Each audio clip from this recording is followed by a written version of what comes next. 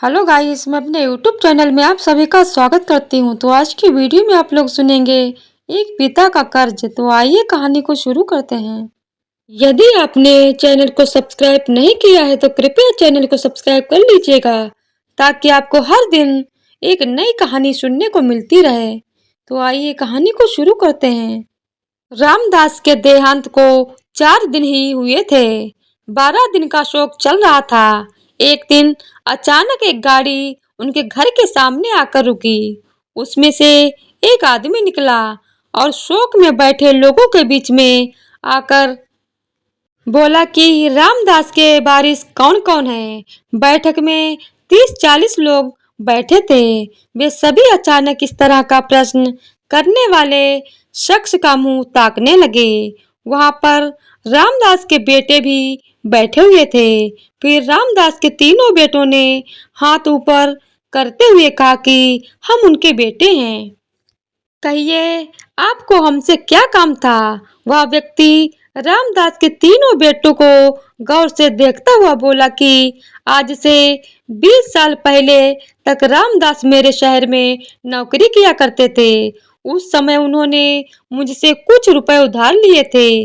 वह रकम ब्याज सहित अब 20 लाख रुपए हो चुके हैं। आज मैं वो पैसे लेने आया हूँ।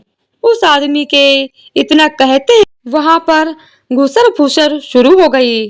रामदास का बड़ा बेटा जो एक सरकारी नौकरी में था, खड़ा होते ही बोला कि आपके पास क्या सबूत है कि मेरे पिताजी ने आपसे पैसे उधार लिए थे? वह आदमी मुस्कुराता हुआ बोला कि मैं एक वकील हूँ, इतना मूर्ख नहीं हूँ कि बिना सबूत के चलाऊं।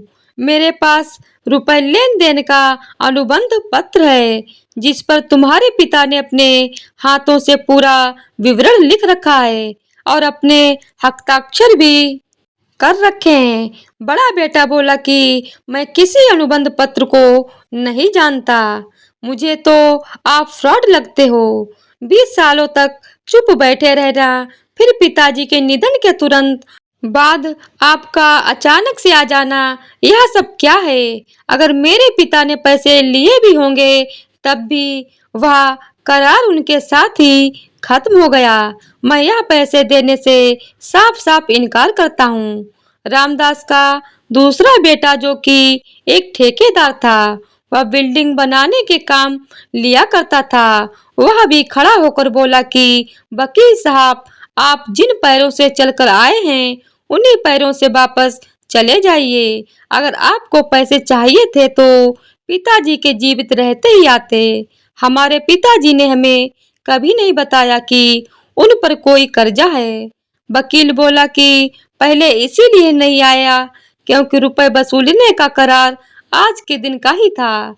रही बात वापस जाने की तो मैं आपको बता दूं कि मैं यहाँ कोई लड़ाई लड़ने नहीं आया हूँ।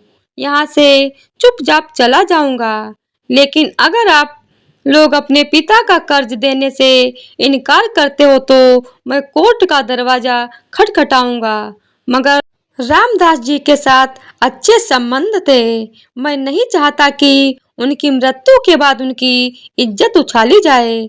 इसलिए मैं आप लोगों को कुछ रियायत दे दूंगा मगर तुम लोग कर्जा देने के लिए हाँ कहो तो।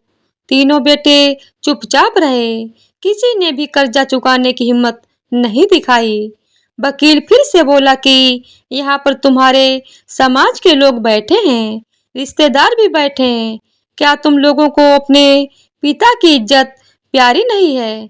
अचानक रामदास का छोटा बेटा दिनेश खड़ा होकर बोला कि आप सबूत दिखाइए, मैं पिताजी का कर्जा चुकाने के लिए तैयार हूँ। उसके इतना कहते उसकी पत्नी जो अन्य औरतों के साथ दरवाजे पर खड़ी होकर पूरी बातें सुन और समझ रही थी, जल्दी से बाहर आई और फिर अपने पति का हाथ पकड़कर अंदर ले गई और बोली कि यह आप क्या कर रहे हो? इतनी बड़ी रकम कहाँ से चुका दोगे? हमारे पास तो 20,000 भी नहीं है। आपके भाई पूरी तरह से संपन्न होकर भी चुपचाप बैठे हुए हैं। फिर आप क्यों अपने ऊपर अपने पिताजी का कर्जा चुकाने का इतना बड़ा बोझ ले रहे हो। दिनेश के पास बस थोड़ी सी जमीन ही थी और वह छोटा मोटा काम करके अपने घर का गुजारा कर लिया करता था। उसी में पति पत्नी किसी तरह से अपनी जिंदगी गुजार रहे थे। दिनेश के दोनों बड़े भाई अच्छे सुखी संपन्न थे और ऐशो आराम से अपनी जिंदगी जी रहे थे।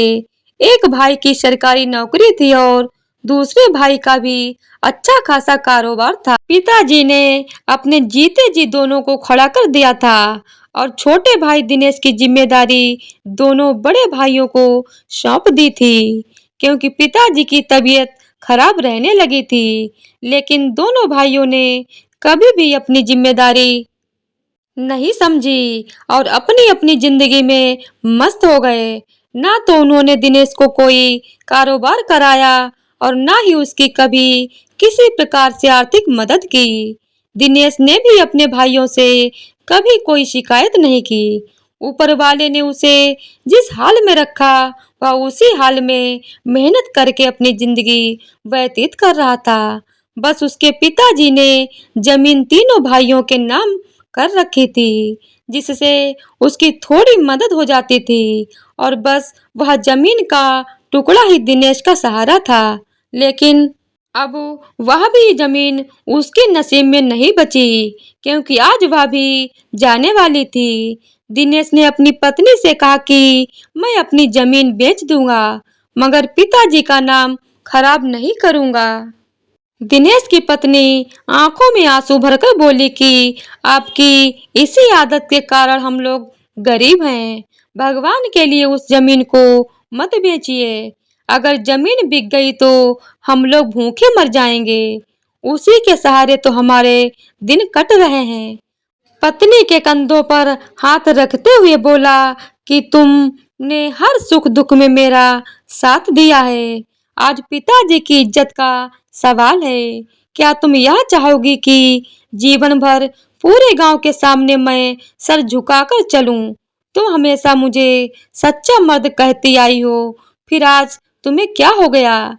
क्यों मुझे नामर्द बनाने पर तुली हो? इतना सुनते ही अचानक पत्नी के तेवर बदल गए। वह गर्व के साथ बोली कि माफ कर दीजिए, आप जाओ, पहले परिवार की इज्जत बचाओ।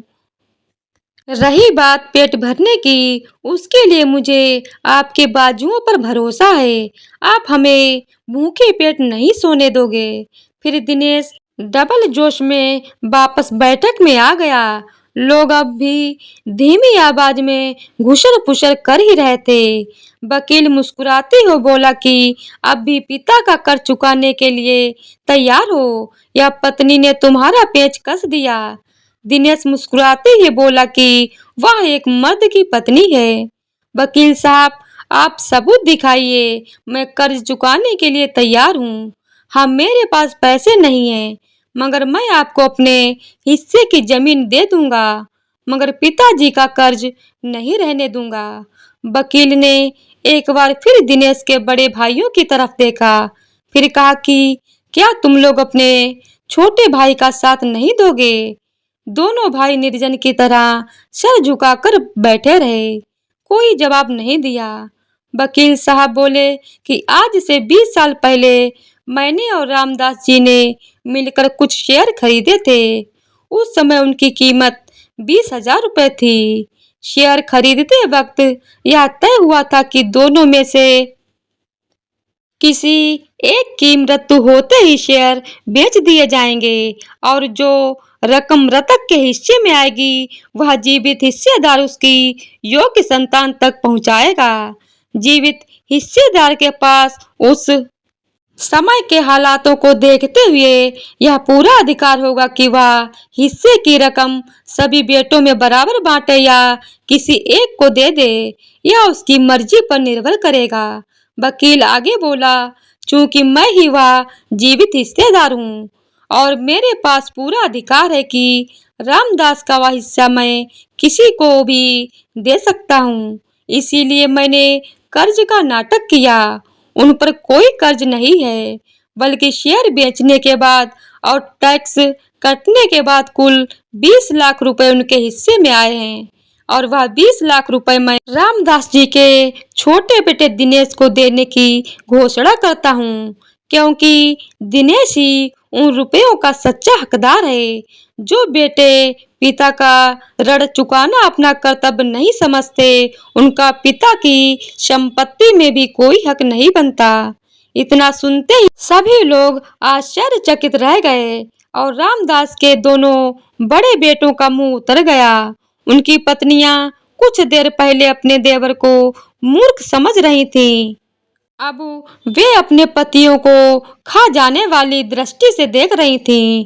वकील के इशारा करते ही उनके आदमी दो बड़े सूटकेस उठा लाए और उन्हें दिनेश को थमा दिया। यह देखकर वहां विराजमान लोगों ने तालियां बजाकर दिनेश का स्वागत किया।